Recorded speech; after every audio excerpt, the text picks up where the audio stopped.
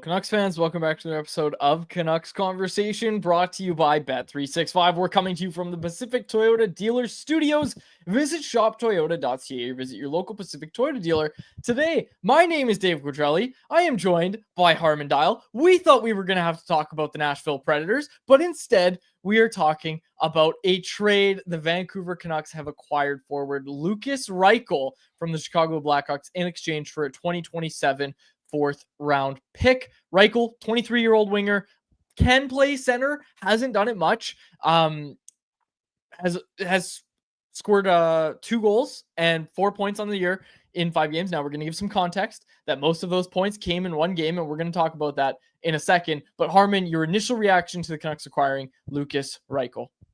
I like this as a low risk flyer on a player that has a lot of pedigree and is still young enough that with a change of scenery could figure it out. I love his speed and skill. That's the biggest draw. That is why he had tantalizing potential and why the Blackhawks for many years thought that he was going to be a future top 9 pillar for them. He was just never able to find a consistent role on that team. And for the price the Canucks gave up, a 4th round pick, I remember when we had this conversation around 2 weeks ago, we were saying we'd prefer to pay a 5th round pick, but considering the injuries that the Canucks have suffered since then, we know that it was worth it for the Canucks to bump up around. 4th round pick's not going to kill you. And I like this as a reclamation project bet, because with Philip Hedl out of the lineup, you could tell the last couple of games how desperately this team needs some speed through the neutral zone, needs some high-end skill. And while there are certainly question marks around Reichel's ability to put it all together, we have seen at the NHL level flashes of that dynamic skill set. Absolutely. And the Canucks are hoping they can capture it. Now, a really interesting thing to kind of weigh when it comes to this acquisition is he going to play center? Is he going to be a winger? I'm sure that's going to be among the questions that's asked to Patrick Allvin, who's speaking at 2:45. We're not going to carry it. We're not even going to have time to really dive into it. But we'll see if the show goes long. Maybe we'll see some stuff on Twitter X when things start to come out from that press conference. But Allvin speaking with the media, he's not just going to be asked about Reichel. He's going to be asked about a lot more. And we are going to talk about last night's loss to the Predators. But on Reichel, I did want to mention this as well, because people see the point total. Again, 4 points in 5 games. That's exciting. 2 of those goals and 1 of those assists came in the 8-3 win that the Blackhawks had over the Blues. And that was a night where Joel Hofer just didn't have his best. Hell, Jordan Binnington came into that game and also didn't have his best. I went back and watched the highlights of that game. Really what I was trying to do is I'm going to go watch all of Reichel's goals. All I had to do was watch the highlight of that game. And what I saw was, yeah, he slides a puck along the ice that Joel Hofer should have stopped it. But what I noticed there was he was entering the zone with possession, with speed, and then he took a shot from, again, a low percentage shot, but he shot it low looking for a rebound. It squeaked through Hofer, so it's a goal. Aside from that, like what I saw in that highlight package I watched, what I've seen from Reichel is that he likes to carry the puck into the zone. I think that's going to be really beneficial for this team. He likes to try to make big plays, and he likes to shoot. Like, I think he likes to shoot the puck, and his shot totals are a little deceptive again, because it's 6 shots on the season and everybody's really excited about that. Oh my gosh, volume shooter. He took 5 of those shots in that game against the Blues. So Reichel is going to be an interesting one, because he put up all these points and had this great game against the Blues. But other than that, it's hard to really get a gauge on what he's been able to do this season. Now, it is worth mentioning that Reichel put up a really impressive season as a 20-year-old in the AHL. In the 22-23 season 21-22 with Rockford, he put up 21 goals and 36 assists through 56 games. That's over a point per game pace in the AHL. I know it hasn't worked out yet at the NHL level, but it's hard to ignore those kind of point totals when you're still so young. Actually, yeah, he was 20 in that season, right? Yeah, he was 20 years old in that season. Yeah, and even the stretch he had during the 2022-23 season where he played with Chicago and had 15 points in 23 games down the stretch, that's the moment a couple of years ago where Hawks fans were penciling him in as he's going to be a top 6 stud for us. And then for whatever reason, last couple of years, he just hasn't been able to build on that. So again, that's part of why I like this bet is it's not just, oh, he was a first round pick, so therefore he has pedigree, but players with his kind of statistical profile at the age that he was producing at the American League level, like a large chunk of them do end up being pretty solid NHL players. And then when you combine that with, oh, by the way, he also had 15 points in 23 NHL games in 1 year. That's the kind of spark that makes you think, all right, there might still be some upside here. And we'll see. I think the first task for the Canucks is going to be figuring out where and how do we use him to optimize his performance. He was drafted as a natural center, and I reached out to my athletic colleagues in Chicago, Mark Lazarus and Scott Powers. They said that Reichel sees himself as a center too, and with the team's desperate needs down the middle, it wouldn't surprise me if he gets a shot there. However, he's typically been at his best in Chicago when he was on the left wing, and he was given an opportunity to be the full-time second line center. After that 15 points in 23 games stretch that he had in 22-23, which was mostly done on the wing, I believe, he opened camp in 23-24 at the center ice position. And you were thinking, all right, you got Bedard as your 1C, you got Reichel as your 2C. This is the foundation pillar for the Hawks' future. And it was just so off from day one. He only had 1 point in his first 12 games. His underlying numbers were pretty horrific. I think we're talking like 40-ish% shot attempts and expected goals. So not just, oh, he isn't creating offensively, but this guy's getting his teeth kicked in from a play driving perspective. And I know plus minus isn't a perfect statistic, but he was like a minus 15 like 6 weeks into the season. And so that's the point where that's the turning point. I think for where things went wrong for Reichel in Chicago was they shifted him to center. It didn't work out. And then as soon as it didn't work out in the beginning, then it's all right, you're on the wing. Now one night you're playing on the first line, one night you're playing on the fourth line. You got a bunch of different line mates. You're in and out of the press box. And that's sort of been the story the last couple of years for Reichel is he hasn't had a consistent opportunity in one spot to really prove himself. And I think a lot of Hawks fans have been frustrated that he hasn't had that opportunity because it's not as if Chicago has had this stacked forward group where there's so many other guys that deserve to have opportunities ahead of Reichel. I also should have mentioned 19-year-old season. He was 19 when he did that in the AHL, the 57 points in 56 games. As a 19-year-old, that's crazy. And the year before that, won a championship with the Berlin Polar Bears, the Jeff Patterson's favorite DEL team. Remember, he went to the Berlin Polar Bears team shop. On Reichel, where do you think he's going to play? You just brought it up. Center, wing, people in the chat. Actually, sorry, I got to get to this. It was a super chat from Owen, and it segues into the question I asked. He said, do you think we see him with Petey at some point? That was a 279 super chat. We appreciate it. If you want to make sure your question or comment gets on the show, hit us with a super chat. Proceeds from our super chat go to the BC Mental Health Foundation, changing the face of mental health and addiction by supporting breakthroughs in care, public understanding, research, and knowledge exchange. Do you think we see Lucas Reichel with Elias Pettersson at some point? I don't know. I genuinely Would you play him don't as a know. center? Would you play him as a center or would you play him as a wing? You're Adam Foote. I think just because you are so desperate down the middle, I imagine at some point you should give Reichel a look there. But I wouldn't be confident or overly optimistic that it will necessarily stick. The fact of the matter is you don't have Teddy Bluger right now. So you have, whether you want to call it Max Sasson or Ratu as your second line center technically. Yep. I think you at least need to explore the idea at some point, maybe not right out of the gate, but with Hedl out long term, and given how dynamic Reichel is off the rush, creating entries, I think you need that down the middle. Ideally, and at least you have to try it. It wouldn't surprise me, however, if his best fit ends up being on the wing. I think it's something that You want to have the conversation with the player, get his perspective on his experience in Chicago, why it wasn't working. And keep in mind, Reichel has been put in tons of opportunity, tons of different spots, wing, center, all over the lineup. I would want to, if I'm Adam Foote, have a conversation with him and be like, hey, what worked for you in Chicago? What worked well with you? What kind of line mates did you have success with? Do you prefer, do you want to get a crack at center? Do you feel more comfortable in the wing?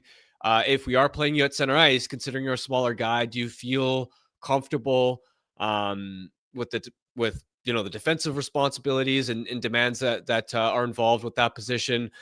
Do you want an opportunity right out of the gate to play on the wing where you'd have a little bit more help with Garland or Pettersson? I think the approach I would take is I'd want the players' take on this, because after a couple of years where he's been jerked all over the lineup, I would want to put him in a position to succeed. And I think it's more than just is the best fit at center or is it at wing, because it's also about what line mates he's going to be with. What I will say is one of the other concerns with the fit at center is that he has struggled mightily in the faceoff dot historically. 40%. 40%. Now, it hasn't taken a lot of draws, but he's going to get crushed in the faceoff circle. So I think the where do you slot him is something that you determine after you have a conversation with him directly. Yep. And like I said, Patrick Allvin speaking at 245. I'm gonna be curious because I think he'll be asked about that. I think he'll be asked like, does the club see him as a center or a winger? To start. Okay, so we got a Pia Suter comparable. Don't quite love that comparable. And someone said he's more like Daniel Sprong compared Yeah, to no, he's Reichel's pretty much the opposite of Pia Suter. He's got the flashy skill, but not really the all-around game necessarily. Overall, grade the trade as we kind of close out this. Excuse me. Bag Milk might join us on today's show. Canucks play the Oilers. To be honest, I forgot that Bag Milk was going to join us, but I talked to him last week about it. So hopefully he can join us. We want to talk about this Oilers start and everything. But grade the trade as a whole. I'm giving it an A-. I think keeping it from an A+ is that I'd be a hypocrite because I also said if it's a 5th round pick, you're laughing. That's a great trade. It's a fine trade. It's a low risk, high upside bet for the Canucks. I like it. It's a great trade. I'm just giving it an A- because I think it'd be a hypocrite. Yeah, I was leaning B+. I like it. The other note I'd make on Reichel, especially for maybe one of the reasons it didn't work out in Chicago, I was mentioning he was all over the lineup. He hasn't had much talent to play with historically. I went back to Natural Stat Trick and looked from the 2022 season till last year, his most common 5-on-5 teammates in terms of time on ice. Andreas Athanasiou, Patrick Maroon, Philip Kurashev, Craig Smith, Mackenzie Entwistle. Kind of funny because I think all of those guys aren't on the team anymore anyway. But the point being, that's not a lot of skill to play with. And for a guy that thrives off of speed and zone entries and wanting to make plays offensively, I think that's part of the draw for the Canucks is you've got a long runway because of how depleted you are up front to actually give him talent to play with and see what that looks like at the NHL level. All right. Anything else on Reichel? You want to say $1.2 million cap hit RFA at the end of this season? Anything else you want to say about Reichel? Nope. I'm sure people have questions, right? Like if you have questions, folks, we'll get to them and anyone else. So fill the chat. Jacob's there writing them down. Not sure if Bag Milk's going to join us, but let's talk about last night's game. Before we do that, though, I want to tell everybody about our friends over at Greta, a great spot for all games, home and away. You can skip the line and not pay any cover on game nights if you're wearing the home team's gear. And of course, there's also the game day specials at Greta, including $3.33 off select food items, $3.33 for select drinks, and more. With the arcade, bar, and street food menu, make Greta your spot to watch the big game. It's a great spot. 50 West Cordova Street is the address. Let the games begin. All right. Last night in Nashville, a tough loss for the Canucks. You willing to call it a tough loss because you're happy with the overall record? We said at the start of the trip, if you get to 3-2 on the trip, you're laughing. But the Canucks exit with that record, but also lose a ton of bodies. They're really shorthanded now and really struggled against the Penguins. They struggled less against the Predators, but I also think it's worth mentioning the Predators suck, man. The Predators are such a bad team. That was an awful game of hockey last night. Like, the Predators are so bad. So I think that's worth mentioning, at least. Yeah, it wasn't a blowout, but like the Penguins aren't world beaters. That one was a blowout. And the Predators really, really stink. Like, that was the Predators' first win in in four games. Like, they had 4 straight losses. It ain't going to be as easy as it was against the Predators last night when Montreal's in town, when Edmonton's in town. I did also want to say this. People were like, oh, the Canucks gave up so many shots. Nashville's shots mostly were from the outside. Like, Nashville did not penetrate the middle very well in that game at all. I didn't think. I haven't looked at heat map. I still thought they had some decent looks, though. No, of course. They had decent looks. Yeah. Thatcher Demko is the only reason that wasn't a blowout. Let me make that clear. But also, people have been like, they give up 35, 40 shots, whatever it was. A lot of those were from the outside. Like, let's at least, you can criticize the team. You can say, all you want. But let's be real here. Let's be factual. A lot of those chances came from the outside. That's what I thought, at least. But some of them came from in tight, and it could have been a blowout if not for Thatcher Demko. He was great. Thatcher Demko was great. Going to be interesting to see how they roll out the goalies this weekend with Montreal in town on Saturday, Edmonton on Sunday. Going to be really interesting to see how they decide to roll the goalies out. It's going to be Demko. It's going to be Lankin for one of those starts. Who do you start in each game? I'm curious what the chat thinks about this. Personally, I think I go Demko on Saturday, but if someone says Sunday, I'm not going to disagree. Like, I don't think you can really go wrong. You're obviously going to start one or the other, but man, I keep bringing it up. Kevin Lankinen's got to have a really strong game at some point. He's got to have a really strong game for this team. Yeah, last night was Vancouver's last 2 losses. It's not just the result, it's how dispiriting their performance has looked. The flow of play, how little offense they've been able to generate. And I think what's concerning is we can talk about injuries, right? And they're depleted and they're missing a lot of bodies. But the fact of the matter is, how much is that real? Like, you've gotten Besser back. You had your power play. Power play 1 had no excuses last night.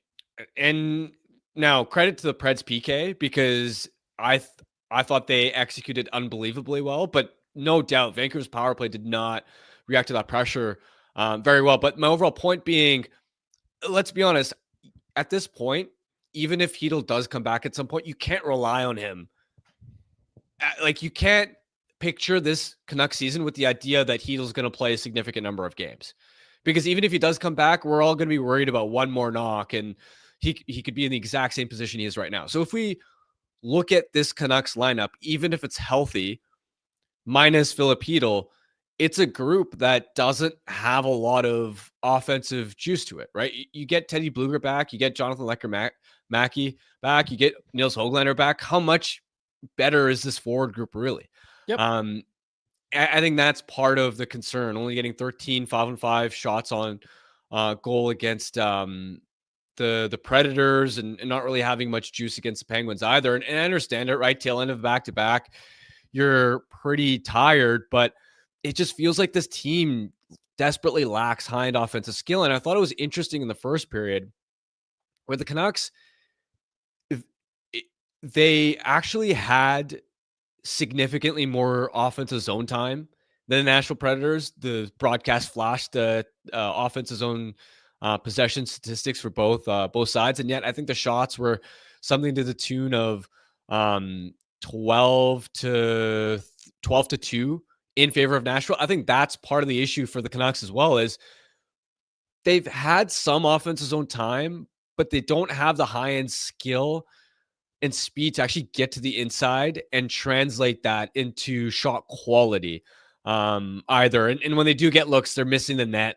That's a frustrating part as well. But yeah, the process overall this year, just, and again, I understand how banged up they are. I understand that there are reasons they should be struggling. We're going to have to talk about Quinn Hughes very, very soon. He's part of the story. There are a lot of things going against them right now, but overall through 8 games, you're talking about a team that ranks 30th in the NHL at 5-on-5 shot rate offensively, and 28th at 5-on-5 shot rate defensively in terms of what you're surrendering. So it has not looked pretty. And when you look at them having a PDO higher than 105, you could almost say they're a little bit fortunate to be 4-4. We're going to super chat from Alfred. Vancouver failed to convert a 5-on-3 as well. Yeah, great point, Alfred. That was a $5 super chat. We appreciate the donation to the BC Mental Health Foundation. I feel like the conversation about the power play, not penetrating the middle, all this stuff, people are talking about Pettersson, one shot on goal last night. Obviously, that's not good enough, but Quinn Hughes seemed to be in the spotlight for the wrong reason last night. Miss L in the chat said, if PD isn't scoring, we could still win as long as Quinn Hughes is going. We've talked about it since the start of the season. Quinn Hughes hasn't looked like himself. Hasn't tilted the ice in the Canucks' favor the way you're expecting to. I texted you this last night. Is Quinn Hughes shooting too much? Because I'm starting to get Alex Edler vibes with just how many shots are just getting rifled into shin pads. And it's just like, I'm going to shoot the puck in a different way than Edler. Because Edler never did it because like, oh, I'm alone. I'm on an island. I have to drive the offense all by myself, which is what it feels like Quinn's attitude is. And I don't blame Quinn for having that attitude. But does it feel like he's shooting a little bit too much right now? Because I'm seeing a lot of shots miss the net and I'm seeing a lot of shots hit guys in front. Well, I think this is a good time to move over to our stat of the day, which is a presentation of Uber Eats. Uber Eats is enabling fans to maximize their fandom all season long with exclusive game day deals on the app. From game day eats to paper plates and napkins if you're hosting, to all the ingredients you need to make your favorite game day dip. Before, during, and after the game, Uber Eats is assisting every fans' hockey experience all season long. Hashtag crave the stats. Now, a tear to my eye. Brings a tear to my eye, Harm. You could host this show alone. Yeah, so my stat of the day was actually around Quinn's shooting and how little he's been able to get pucks through. 1 second. After the great chat is transition. No, take your time. The chat is absolutely loving that transition. Karn said, what a transition. Don B said, Quad's setting up Harmon like a transition wingman. I appreciate that shout out. I didn't set up Harmon at all. I did not know he was going to do that. I didn't know the stat of the day was about Quinn Hughes. Harmon, when you people, I shouldn't say you people, when you hear the stat of the day for the first time, you listeners of this show, when you hear the stat of the day for the first time, that's also when I'm hearing it for the first time. Harmon doesn't tell me what it's going to be beforehand. So that was all Harm. I can't take any credit for that. All right. Lay it on us. So this year, Quinn has taken 59 shot attempts in all situations. Only 18 of them have actually gotten through to the net. That's 30%. It's a significant decline from years past where it's typically been in the near 40% range. If I look back to last year, for example, 39% of his shot attempts ended up on net. So it's not just an eye test take where it seems as if he's missing the net, hitting shin pads, forcing shots that aren't there. You're seeing it in the numbers as well. So fully agree. That's one aspect of his game that isn't working right now. And we look at Quinn's, I think, broader game. I brought this point up to you. I think there are a few things going on with why he's maybe had a disappointing start to the season. One of them is it seems as if, for whatever reason, he has less explosiveness off his pivots and his turns when he has the puck. That Luke Evangelista high-sticking penalty in the first period, I actually ironically think that's an example of Quinn not being as sharp as he usually is, because I think if you put him in that exact same spot last year, there's just no way Evangelista is even able to close on Quinn quickly enough, and be close enough to him to high stick him. Yep. Like Quinn in that spot with a defender on his back, he's doing that turn and you're not even, you could reach your stick out. You're not touching him. And even with about 2 minutes left when the Canucks were pressing, there was another attempted zone exit where he was under pressure in a tight area and he's attempting the usual turn that he does on a dime, and he gets checked and it's a failed exit. And I'm going, this isn't the Quinn I know. He's not as easily separating from checks as we're used to, which is a massive part of his game. And then I also think there's an interesting conversation to be had around the whole teammates aspect, where is he trying to do too much? How much are the lack of threats outside of Quinn hurting this team? I think that's where the conversation has to shift to as well. Are you ready to shift the conversation? Yeah. There? Let's do it. let's keep that conversation going, because people in the chat right now, like, this is one thing that was pointed out last night as well. And you brought it up, but not being able to elude forecheckers. Like, I could probably count on one hand how many times Quinn failed to do that last year. It's probably happened more times this year than it did last year. Like, he's really, really struggling to move the puck by himself. And usually, like, one-man breakout machine. Like, he's not that right now. And it's so weird to see. But yeah, he doesn't have it right now. He doesn't have it.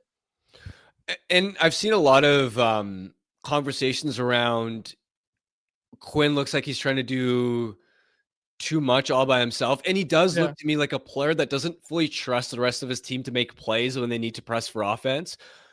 And I do think that's leading to some mistakes, but I think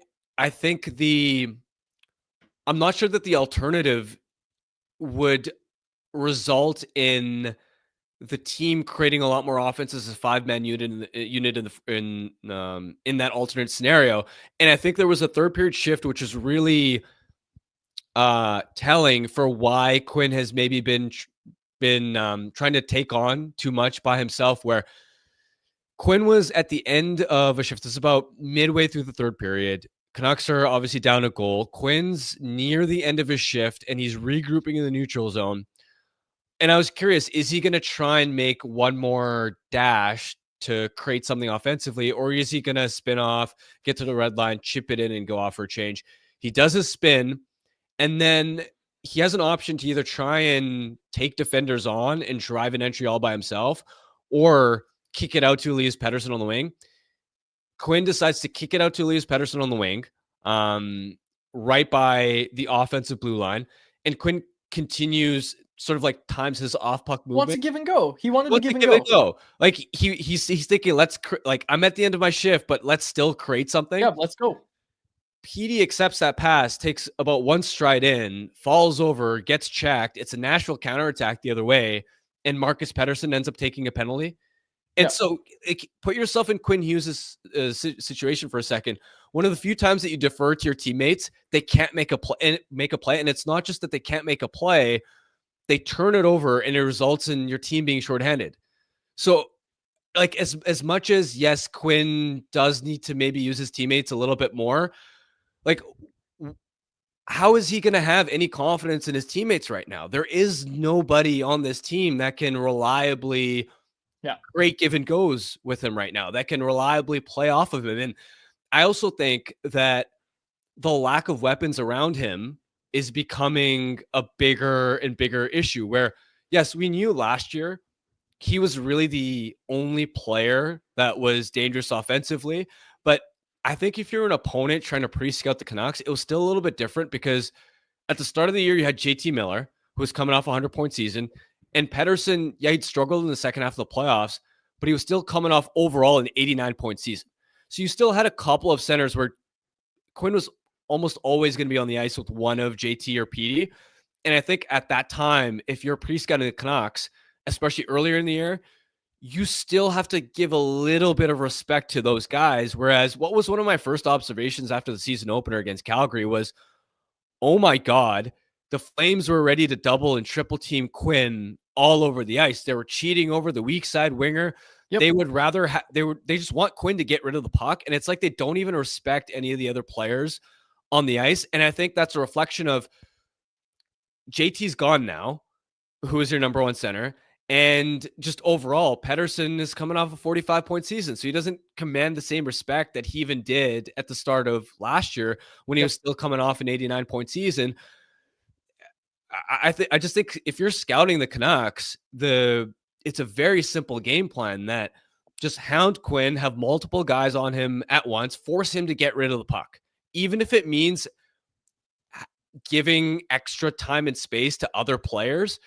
Let those other players burn you. And to this point, I don't think Quinn's adjusted to that very well, and I don't think the Canucks have the weapons to necessarily adapt and take advantage of that either. Saltaire Brew in the chat. Harman just filling us all with hope right now. And someone said, can we be happy DM Payne said, "Can we be happy about the road trip record, please?" Yes, I said that off top. Must have joined the show late.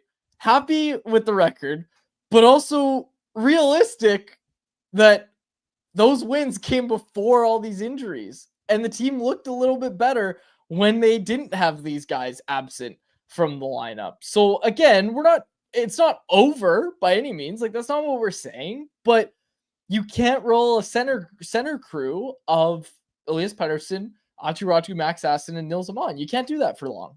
And Teddy Bluger's an upgrade on those guys. But again, I would also argue if you want to make the playoffs, you probably can't roll a center group that has Teddy Bluger as the 2C. Now, they traded for Lucas Reichel today. If you're that late, which he admitted he is late, they traded for Lucas Reichel today. And what we're trying to figure out now is if he's going to play as a center or if he's going to play as a winger. He's got a 40% face-off winning percentage. So we'll see where they want to put him. But again, Patrick Levine speaking at 245. We'll see where that goes. You can read about it at CanucksArmy.com. We'll be diving into it in all sorts of different ways. We'll dive into the Alvin press conference that he's going to have. Yeah, I don't know. I don't think I have anything else on Hughes to add. It sucks seeing him look so dejected. Like, Yeah. you talk about sky is falling and all the media, like Quinn slamming his stick. Like, Quinn looks like so upset after the game when he's doing media. And I mean, he's doing it with the road media. It was less than a minute long he had to speak to the media. So don't give me he doesn't want to speak to the media for 10 minutes. He spoke to them for less than a minute. So don't give me that. It sucks seeing Quinn look so upset. And of course, this all comes with the dark cloud. I know, just tons of positivity today. It all comes with the dark cloud that Quinn might not be here that long, right? Like, that's the thing that everybody at least knows about. So it's an unfortunate, I guess, turn of events that on top of everything that's going wrong for this team, Quinn's not performing at his best and he looks sad. I think Filipino alone, you would feel so much better about this team just having him. I think that injury really crushed them in that Washington game, and since then, it's been now I don't want to overreact obviously to two bad performances, right? Because they had the bad performances against St. Louis and Edmonton and were able to bounce back and completely flip the script. So you hope they can tap into that same resilience, and we still know that Thatcher Demko is going to give them stellar goaltending, which is an advantage. And even though Elias Pettersson's an interesting point of conversation as well, where I'm somewhere in between in the sense that you could look at the stats and say 1 goal and 4 points in 8 games. Oh, it's the same PD as last year, but watching him play, I think we are genuinely seeing that. Okay, he's making more of a consistent impact offensively, especially as a playmaker, doing more things to set the table. He looks better than last year, like just pure eye test take. For sure. So you're hopeful that he's able to get back on track, but I'm also not, through 8 games of the season, confident that he's going to be a 90 to 100 point player this year. Fair enough. I think this is, remember in the offseason, we were saying, what version of Elias Pettersson are you going to get? Are you going to get the same version of last year? Or are you going to get he's a top 10 center in the league version of him? I think quite clearly the answer is probably going to be somewhere in the middle. And you hope at some point that it translates to a little bit more production. But we know that with there not being a lot of other help around him right now, that he is also having to take on more D-zone draws, kill penalties a little bit more. And that's extra responsibility on his plate when ideally he'd be freed up to just focus on offense. I want to go back to this. This was a question we got in the chat. Is Quinn angry with his teammates or himself? Most of what I've seen assumes he's mad at teammates. I think he's pissed about his own play. I fully agree. I think he is pissed about his own play, because if you think his teammates are bad now, like, don't forget what Quinn's been here for before. And this is never, like, as much as we're like, oh, like, Quinn looks so sad, Quinn's his own biggest critic, right? Like, he always has been. He's always, like, even when the team was struggling, he's always talking about how he can be better and how he wants to be better and all that sort of stuff. I have very, very, very little doubt that Quinn is just extremely frustrated with the way he's playing right now. I don't think this is Quinn saying everybody around me has to play a lot better. I'm sure he'd like that. Like he might have those thoughts, but that's not what's manifesting into this. These sad post-game pressers, the frustration on the ice. Like I think Quinn wants to be able to impact the game way more than he has so far. So, that's what I'll say to that. For sure. And I think it's as much as we're talking about Quinn being human, ordinary, and kind of underwhelming to this point in the year, Yeah. that is the biggest reason that you can't, despite there being some early concerns and injuries and center ice woes, that's why you can't be totally out on them this early into the year, because once Quinn, if and when Quinn gets back to being what he was the last 2 years, which I expect to happen at some point this year, and you have that Hughes Hronek pair driving play like one of the best first pairs in the NHL, that'll be a massive boost to this team. And until we see this team with that version of the Hughes Hronek pair, I'm not going to write them off. Sure. I like it. Let's get to anyone else, which is a presentation of Pacific Toyota dealers and the Toyota Prius plug-in hybrid, a no-compromise approach to electric vehicles that offers the best of both worlds. Drive up to 72 kilometers on the battery alone, seamlessly transition from electric mode to the gas engine for a combined range of 962 kilometers. There's no sacrifices when it comes to horsepower style with its sleek, low, and wide exterior and sophisticated interior. It's loaded with tech that's actually easy to use. You can plug in to recharge at home or at one of the over 2,000 public charging stations in BC alone. And now you can lease a 2025 Prius plug-in hybrid SE from $99 weekly at 3.49% APR for 64 months with $3,600 down, and it includes a $3,000 discount. Visit shoptoyota.ca or your local Pacific Toyota dealer today. Amrit in the chat is bringing up how the Devils have started very well. It's like the Squidward staring at SpongeBob and Patrick having fun outside meme right now for Quinn Hughes. The Devils are off to a pretty hot start this season. Yeah. Yeah. I've always been pretty high on the Devils, but what you always have to remember with New Jersey is, unfortunately, Jack Hughes gets hurt a lot. And that's always the biggest question mark with New Jersey is they're such a talented team. And when they're fully healthy, they can be a wagon in this Eastern Conference. But Jack's games played totals over the last few years haven't been great. I mean, he had 49 games played in the 21-22 season. 22-23 is actually healthy. 78 games, that's the 99-point season he had. The year the Devils won a playoff run against the Rangers, and he was great in that playoff run too. But then after that, 62 games played, and he obviously missed the playoffs last year, and that Devils team was nowhere near a threat to beat Carolina in round one once Jack got hurt. So that's always the big caveat with the Devils is Jack has to prove he can stay healthy.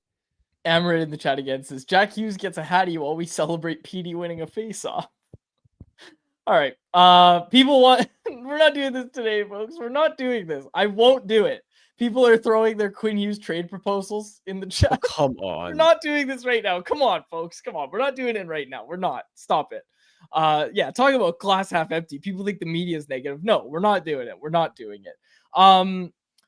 Walk asks this: does Ratu still have a chance of being a decent middle sixer, or is he just more bottom line fodder? I don't think you need to call him bottom line fodder. I think he's always his ceiling. I said this last year. I remember there was someone in the chat. I don't know if they're still here, but when I said at this point Ratu's ceiling is a third line center ceiling, and I don't think he's ever going to be that 3C that can jump up and be a good 2C. Like I think he's a 3C, maybe a 4C, but what is he? A bottom six center? And I was saying like that's probably his ceiling at this point. And I don't mean that as a bad thing. That's just my realistic evaluation of what Ratu is and what I think he can become with what limitations he has in his game, with what I've seen from him to this point in his career. This is where I think Ratu is going to finish out. And I don't think it's a bad thing. Like people are saying like, oh, I don't know what your expectations for Ratu were. Mine weren't for him to be much more than what he's been. Yeah. And again, after last season, maybe some people got excited by some of the goals he scored, but before the season started, I brought up that, hey, he was on a bit of a shooting percentage heater down the stretch, and I would have hoped that maybe his skating was a bit quicker in camp and that he would have been a little bit more effective as a play driver, maybe. But overall, if you asked me before the season started, is Aturatu going to play closer to the level of a fourth line center on true talent or a third line center? I would have said closer to a fourth line center in terms of Yep. actual quality. And that's what we've gotten. I mean, his face-off ability makes him indispensable to this lineup. He's, 56% on the draws this year, something in that range. He's the only centerman on this team who can hold his own in that regard, and that's always going to keep him in the lineup. But we know the foot speed is still a concern and is going to hold him back. And I also don't think he has the highest IQ necessarily on the ice, with how he sees plays developing, how he reads and reacts. And I think that's limited his ability to make a top 9 caliber impact. DM Payne wants the Canucks to go get Stamkos. No. $8 million. Oh, Please stop no. it. Stop Please it. no. $8 million This is bad. These no. until the 27-28 season when he'll be 38 years old. Hey, if you're desperate, you're desperate, but you don't want to make a move out of desperation. Damn, I just looked it up. Stamkos is 2 points in 8 games. Yeah, no, it's not been a good start to the season. Dude, change the scenery. Him and Reichel, man, I'm telling you.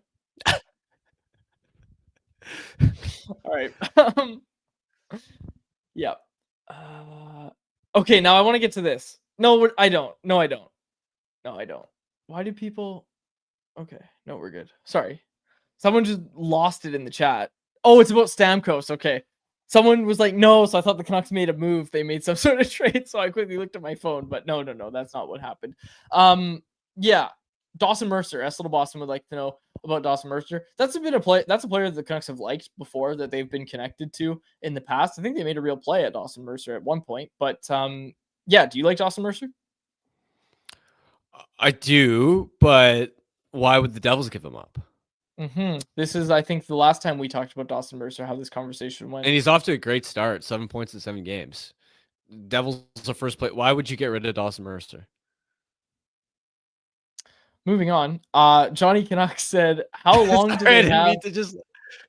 Well, I mean, what am I supposed to say? Like, someone in the chat wants to I didn't mean to just stomp on the idea, but like you make a great point. I just want to be realistic. I just wanted to be realistic. Well, you know why I moved on for that conversation? Because everybody's gonna respond and say, because Quinn Hughes is going the other way. And I said we're not doing that. Doing that. Smart. It's Friday. It is Friday, and I'm having a good day so far. Yeah, there it is. I literally called it because there's a slight delay on the chat for what went out. 3 people right away said because he's in the Quinn trade. That's why. Anyways, stop. We're not doing it. We're not doing this. Oh yeah, Johnny Canuck asked, how long do they have to announce what's happening with Hedl? The realistic thing is, like, they'll give an update tomorrow, but he's gonna be continue to be evaluated. Like, and I had a concussion doctor once explain this to me too, is you can put a timeline on, like, oh, he fractured his leg, gonna be about 8-10 weeks or whatever, right? You know what I mean? Like, when you have a structural injury like that, when it's your head, it's like, okay, this is what you're going to do until you feel better. And that timeline can totally vary. Like, you can't tell the severity of a concussion as soon as it happens. You can't. Like, well, I shouldn't say that, but there's a wide range in that when you have a severe head injury, there's a wide range of what that can mean. So you go through concussion protocol, which is different steps, and you build up to a point where you say, okay, now I'm going to skate. Now I'm going to get the heart rate up. How does my head feel after that? And if it feels well, great, you've progressed to the next level of your recovery. And if not, okay, we got to dial it back. You got to go back a step. And that's really how it is. So, like, people, if you're sitting there thinking the Canucks are keeping information close to the vest and they know exactly how long Philip Hedl's going to be out, and they're just not saying, that's not true. Like, that's not how head injuries work. Now, they haven't even said if it's a concussion for Hedl. So obviously there's that part of it, and that's fine. Like I said, they're back home. There's going to be media there tomorrow. Adam Foote will be asked for an injury update. Hell, Alvin is speaking right now. He might be asked for an injury update. So we might get it today. You never know. But yeah, we'll see. We'll see. And again, we'll have 2 games to break down on Monday. We'll have some more stuff. Dollywall reported as well that Reichel should get in for this homestand, these 2 games on the weekend, which is great. It looks like he's going to play tomorrow, so that's exciting. We'll have 2 games with Lucas Reichel to kind of chew on there. Any final thoughts? Nope.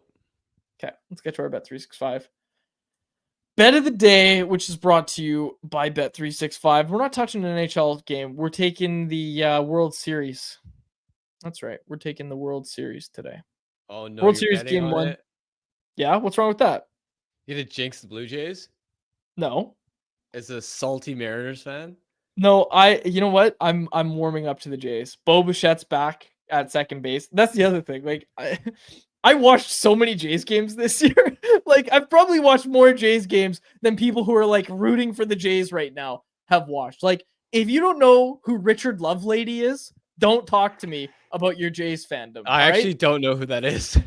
He was on the team for like a week on opening day. Like Yeah. he was a high leverage arm for them to start the year. You thought the Jays bullpen was bad in the ALCS? You thought it was bad in August? Like talk to me about Richard Lovelady. Who was that other bum that was on the team, Jacob? Pitching high leverage innings that he also pitched on opening day. There was a few. Yeah, what was his name though? There was one that got DFA'd.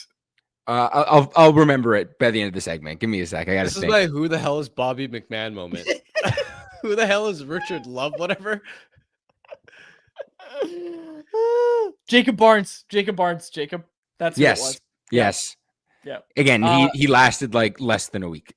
Yeah. LC250 said Quad's converting to a Jays fan. I've said this before. Like, I like the Jays. It was just I like the Mariners more, and I was really butthurt about the Mariners losing to the Blue Jays. But like, I watched a lot of Jays games. The other thing is, I've explained this before. I watch a lot of baseball. I have MLB TV every day of the summer. There's baseball on in my house. I watch whatever game I want at 4 p.m. Usually, I watch big inning. I watch all the teams. I'm a Mariners fan. I'll watch the Jays. My grandpa really loves the Jays. He was very confused because I go to his house to watch a lot of Jays games. He's very confused why I was rooting for the Mariners. It was tough to explain to him, but like he's a big Jays fan because he only gets cable. Oh, I can only watch the Blue Jays. Anyways, what did I say was the bet? I don't think I even picked one. No, you didn't yet. No, you went off on your Jacob, Richard Lovelady. Am I allowed to take the Super Boost? I don't think so. Okay. Give me Jays money line. Give me Jays money line. Plus 125, you can get Jays money line. You Savage on the bump. Vladdy hits super well against lefties. Blake Snell going for them. And this is the other thing. Jacob and I were having this conversation right before. You want to know how much I know ball? Okay. Everybody's talking, oh, Blake Snell, ace. I was talking about how I think the Mariners would match up better with the Dodgers because their pitchers are all like strikeout guys. Don't give up a ton of contact. So when you make contact, you need to hit a bomb off of them.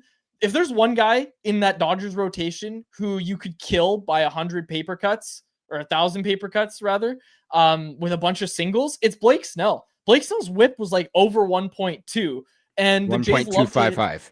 There you go. And the Jays love to have base hits. So I'm telling you this as like an actual, like, I think the Jays have a chance against Snell tonight. I'll say that. I don't think Snell gets out of 5 innings tonight. And I'm telling you that as a certified ball knower.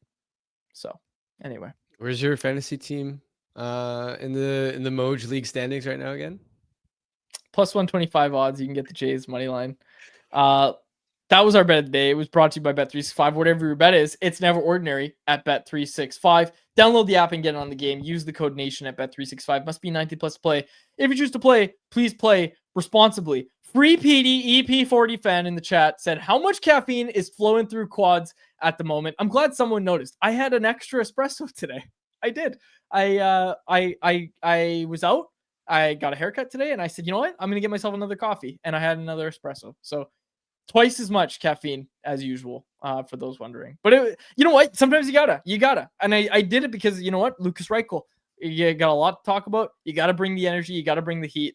I had a good time. All right. We'll close it out there. Oh, do you have something to say? No, I was just going to say I love it. All right. Thank you. For my co-host, Armin Dial, and our technical producer, Jacob Bazar, my name is Dave Woodley. Thanks so much for the episode of Canucks Conversation. Canucks Conversation is live Monday through Friday, every weekday at 2 p.m. over on the Canucks Army YouTube channel. Make sure you like, subscribe, and interact in the YouTube live chat every day with us, folks.